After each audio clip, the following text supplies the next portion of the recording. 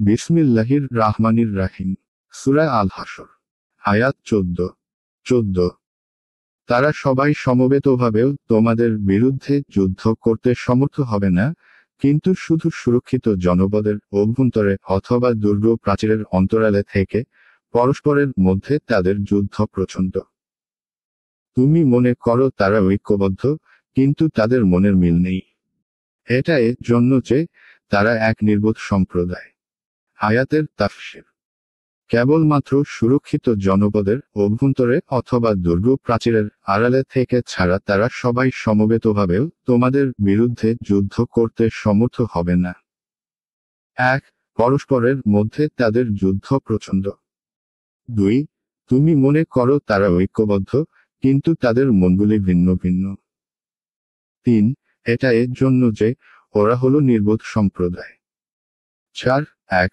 অর্থাৎ এই মুনাফিক ও ইয়াহুদীরা আপসে মিলিত হয়েও উন্মুক্ত ময়দানে তোমাদের সাথে যুদ্ধ করার হিম্মত রাখে না। অবশ্য দুর্গে আবদ্ধ হয়ে অথবা দেওয়ালের পিছনে লুকিয়ে তোমাদের উপর আক্রমণ করতে পারে।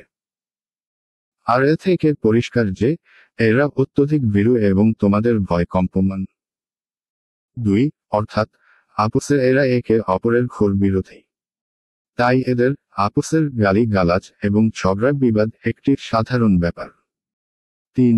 এই হলো মুনাফিকদের আপসের অন্তরের অবস্থা অথবা ইয়াহুদী ও মুনাফিকদের অবস্থা কিংবা মুশরিক ও কিতাবধারীদের অবস্থা।